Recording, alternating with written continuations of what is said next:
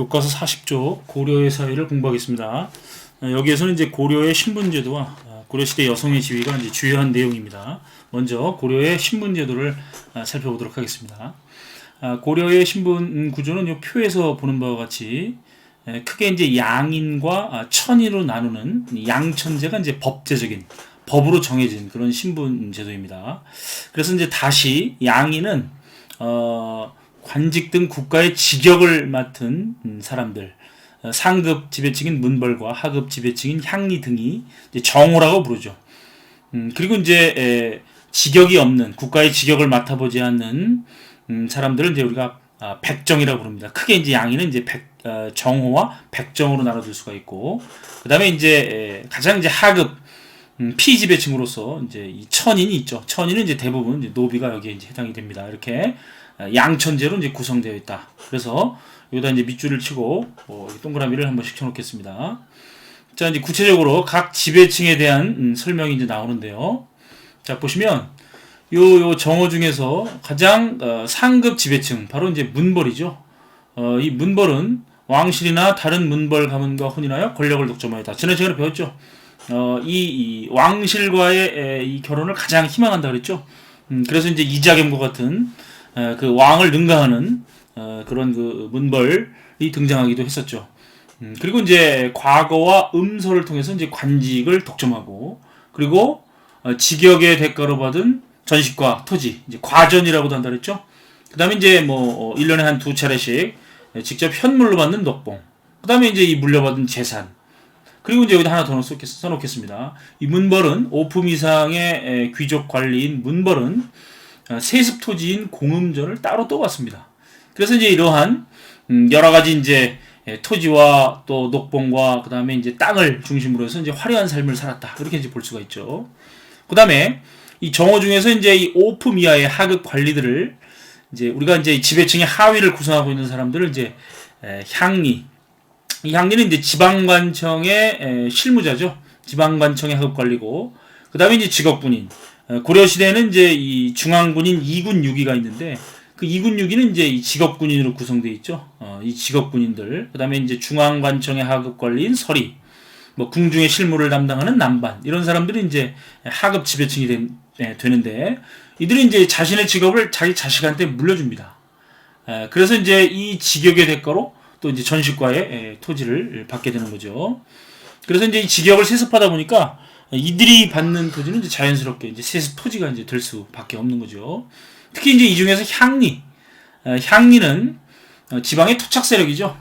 특히 이제 이 왼쪽에 보면 지난 시간에도 배웠던 내용인데, 고려 시대에는 지방관이 파견된 주현보다 지방관이 파견되지 못한 속현의 숫자가 훨씬 많았다.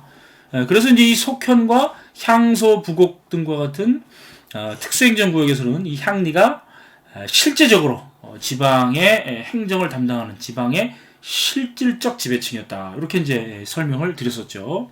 특히 이제 이 향리 중에서 최고직인 호장과 또 부호장이 있죠.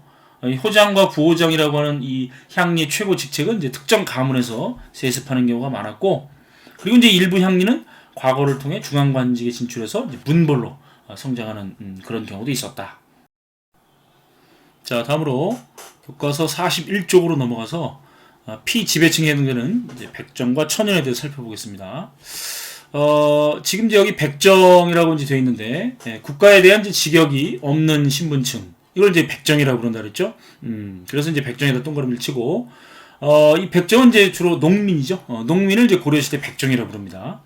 여러분들 그 조선시대의 백정하면 우리가 이제 가축 도살업자를 이제 생각을 하죠. 원래는 이제 이 고려시대 백정은 농민이었습니다. 그런데 이제 조선시대에 그 실제로 이제 이 가축 도살업자들을 이제 백정으로 부르기 시작하면서, 이제 기존의 이제 백정 농민들이 반발하면서 조선시대에는 이제 이 백정은 도살업자를 부르는 명칭이 된 거죠. 어쨌든 이제 고려시대 백정은 농민이다. 이들은 이제 일반 양인들이니까 국가의 조세, 공물, 역을 이제 부담을 하게 되겠고, 이 백정은 법적으로는 과거에 응시할 수 있는 자격이 있었습니다. 그런데 이 일반 백정 농민이 농사를 져가면서 과거를 준비해서 합격하기가 굉장히 좀 어렵겠죠.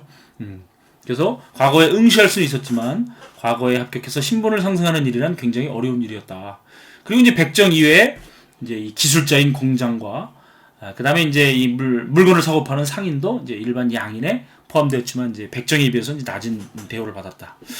그리고 이 양인에 이제 포함되는 사람 중에서 이제 특수행정구역 주민들이 있죠. 바로 여기다 이제 향소부곡이라고 써놓겠습니다. 이 향소부곡의 주민들은 이제 법적으로는 양인에 속했는데 교육이나 과거 응시, 거주 이전에 제한이 있었기 때문에 일반 그 군현민, 일반 이제 백정보다는 좀 차별 대우를 받았고, 그리고 이제 이 보다 많은 세금을 이제 부담했던 주민들이 바로 특수행정구역민, 향소 부곡민이 되겠다. 이렇게 좀 정리를 하겠습니다. 자, 고려 시대의 신분 구조 중 최하층에 속하는 이제 천인에 대해서 살펴보겠습니다. 이 천인의 대다수는 이제 노비죠. 노비는 사람입니까? 물건입니까? 물건이죠. 재산으로 취급되었죠. 그러니까 이제 이 재산이다 보니까 팔 수도 있고 줄 수도 있고 물려줄 수도 있는 거죠. 매매, 증여, 상속이 가능하였다. 그 다음에 이제 부모 중 둘 중 한 명이 노비면 그 자식은 바로 뭡니까? 바로 노비죠. 그래서 하나가 천하면 그 자식도 천하다라고 하는 이제 일천 즉천의 원칙이 이제 적용된 이 재산의 취급을 받았던 이제 이 노비가 고려 시대에 있었고요. 노비는 이제 이 소유권에 따라서 크게 국가 소유의 노비인 공노비와 개인 소유의 노비인 산노비로 나눠질 수가 있는데, 이 공노비는 다시 관청에 살면서 관청에서 이제 시키는 일을 하는 공영노비와 그 다음에 이제 관청에 살진 않지만 떨어져 살면서 주로 이제 국가의 토지를 경작하는 이제 외고노비로 구분되고, 요 산노비는 주인과 함께 사는 노비, 그래서 주인이 시키는 일을 하게 되는 이제 솔고노비와, 이제 이 주인의 땅이 이제 워낙 여기저기 많다 보면 이제 멀리 떨어져서 주인의 땅을 이제 경작하러 나가 있는 경우 이제 주인과 떨어져 사는 노비를 외고노비라고 이렇게 부릅니다. 그런데 이제 이 외고노비 같은 경우는 주인과 따로 떨어져 사는 대가로 주인에게 바치는 일종의 이제 곡식이나 옷감이 있는데 그걸 우리는 이제 신공이라 부른다. 이렇게 정리를 하겠습니다. 자, 여기서 이제 우리가 이 밑에 직역의 대가로 지급했던 고려 시대의 토지제도, 이제 전식과 제도가 나오는데 이걸 이제 간단히 설명하겠습니다. 이 다른 교과서에는 이제 없는 경우가 있는데 우리 교과서에 이제 살아있기 때문에 선생님이 좀 설명을 좀 드리겠습니다. 고려 시대에는 여기 보면 이제 이 문무백관으로부터 한인에 이르기까지 등급에 따라 이제 토지를 두는데요.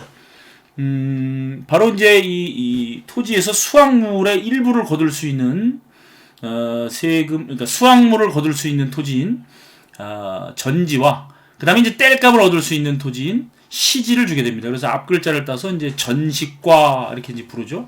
전식과라고 부르고, 그래서 이제 이 전식과 제도는 원래 태조 왕건 때 지방 호족들에게 주었던 이제 역분전을 모델로 해서 시작이 되는데요. 경종 때 이제 처음 만든 전식과, 시정 전식과가 시행이 되죠. 그래서 이제 전지와 시지를 지급하는 기준이 처음에는 이제 관품, 권리의 등급과 또 이 애매모호한 인품, 지금으로 이제 이 말하면 뭐 싸가지, 뭐 인성이 되겠죠. 이렇게 이제 관품과 인품을 기준으로 전식과를 지급을 했는데, 요 목종 때 이 전식과를 개정하죠. 이게 이제 개정 전식과인데, 이 인품이라고 하는 이제 애매모호한 요소를 없애고 오로지 관품에 따라서 이제 지급을 하죠. 관직의 높낮이에 따라서 지급을 하는데, 이때 이제 이 관직의 높낮이라고 했을 때 현직 관리뿐만 아니라 이미 퇴직한 전직 관리에게도 토지를 지급을 했습니다. 그러다 보니까 시간이 흐르면 흐를수록 새롭게 진출하는 관리에게 줄 토지가 굉장히 부족해지는 거죠. 그래서 문종 때 전식과 제도를 다시 한번 고칩니다. 다시 한번 고칠 경자입니다, 이게. 그래서 이제 경정 전식과에는 오로지 누구에게만 전지와 시지를 지급한다? 바로 현직 관리에게만 이제 토지를 지급하는 경정 전식과가 이제 문종 때 시행이 됐다. 이렇게 정리를 하시고, 요 밑에 이제 네모하고 밑줄을 치는데, 이때 이제 이 문무 관료, 군인, 향리들에게 이제 전지와 시지를 지급할 때, 이 토지를 지급할 때 토지에 대한 소유권 자체를 주는 게 아닙니다. 그 토지에서 나오는 수확물의 일부를 거둘 수 있는 권리, 즉 조세를 거둘 수 있는 권리인 수조권만을 지급한 겁니다. 소유권을 준 게 아닙니다. 그래서 이제 여기다 네모를 치고 수조권만을 지급한 거기 때문에 당연히 여기 보면 이제 이 개정전식과에서는 죽으면 그 토지를 반납해야 되고, 경정전식과에서는 퇴직하면 반납을 해야 되겠죠. 반납이 원칙입니다. 그래서 당사자가 직역에서 물러나면 나라에 반납을 해야 했다. 이게 원칙이죠. 그런데 이제 직업군인이나 향리는 여러분들 직역과 함께 수조권도 세습이 되죠. 왜냐하면 이제 이 직업군인 향리는 자신의 직업을 아들에게 물려주기 때문에 그 토지가 그대로 이제 아들에게 세습이 되는 거죠. 그리고 이제 5품 이상의 고급 관리인 문벌이 받았던 세습 토지 이제 공음전도 있었다라는 거. 이렇게 여러분들이 전시코드를 좀 이해하시면 되겠습니다. 자, 교과서 42쪽에 본관제를 시행하다 이렇게 되어 있는데 고려 시대에는 이제 가문의 근거지인 본관을 중시하는 본관제가 시행되었다. 그래서 고려 정부는 이제 본관제로 위계 질서를 세우고 향촌을 통제를 했고 본관을 떠나 이주하는 것은 법으로 엄격히 금지하였다. 또 관리가 되어 계경으로 올라오거나 혼인을 하는 경우만 제한적으로 허락했다. 그리고 이제 관리가 중범죄를 저지르면 본관지로 돌려보내는 귀향형에 처했다. 뭐 이런 본관제가 이제 시행됐다. 고려시대. 이거 한번 여러분들이 좀 읽어보시고요. 이 페이지에서 이제 가장 중요한 내용은 바로 이거죠. 고려시대 이제 여성의 지위입니다. 여성의 지위. 자, 결론만 먼저 얘기하면, 고려시대 여성의 지위는, 자, 뒤에 나오는 조선시대, 특히 이제 조선 후기에 비해서, 최소한 가정 내에서는 여성의 지위는 남성과 동등하였다. 이게 이제 결론입니다. 고려시대의 여성의 지위는 조선시대 그것보다 훨씬 더 여성의 지위가 높았다. 이렇게 이제 결론을 내고 구체적인 내용을 한번 살펴보도록 그렇게 하겠습니다. 자, 이제 남자와 여자가 결혼을 하죠. 네, 그러면 일반적으로 이제 처가 여자 집에서 이제 결혼 생활을 하게 되는 거죠. 이게 이제 조선 후기랑 비교해 보면 남자와 여자가 결혼하면 곧바로 남자 집에 살죠. 이걸 이제 친형제도 또는 친형례라고 하는데 고려 시대는 이제 여성의 집에 들어가 사는 경우가 굉장히 많았다. 자, 그리고 호적에는 남녀 구분 없이 태어난 순서대로 기록되었다. 그러니까 여자가 먼저 태어나면 제일 위에 이제 여자가 들어가고, 그러니까 이 출생순에 따라서 이제 호적에 기록이 되는 거죠. 근데 이제 조선 후기로 넘어가게 되면 그렇지 않죠. 조선 후기에는 여자가 먼저 태어났는데도 결국은 이제 기다렸다가 남자가 먼저 태어나면 남자를 가장 위에 기록을 하죠. 이 남성 중심의 그런 어떤 그 성리학적 질서가 조선 후기는 이제 뿌리 내리게 되면서 나타나는 현상이죠. 그 다음에 여성이 호주가 되는 경우도 있었죠. 물론 이제 남성이 있으면 남성이 되지만 이게 이제 조선시대 같은 경우는 여성이 호주가 될 수는 없습니다.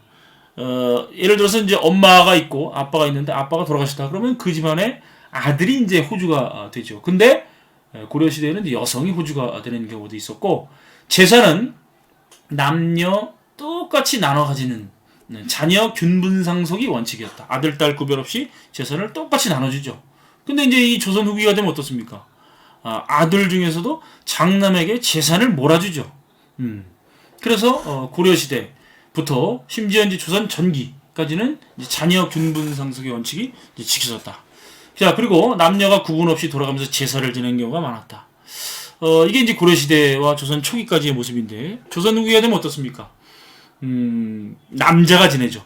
남자가 없다고 해서 여자가 지내는 경우 없습니다. 여자가 없으면 어떻게 합니까? 그 집안에 남자가 없으면 양자를 들여서 걔한테 재산을 몰아주고 제사를 맡기는 거죠. 그러나 고려시대에는 남녀가 돌아가면서 제사를 지내는 경우가 많았다. 그리고 이제 이혼과 재혼도 비교적 자유로웠다. 이게 이제 고려시대의 모습입니다. 조선시대에 가게 되면, 조선 후기에 가게 되면 사실은 여성의 재가가 금지되죠. 여성의 재혼이 금지되는데, 고려시대에는 이혼과 재혼도 비교적 자유로웠다. 이렇게 정리를 할 수가 있고, 여기다 중요한 내용에다 이제 네모를 좀 치겠습니다. 고려시대에는 부계와 모계를 모두 포함하여 친족으로 인식하여 부계와 모계에 차별 없이 의무와 혜택이 동등하게 적용되었다. 이렇게 이제 네모를 치겠습니다.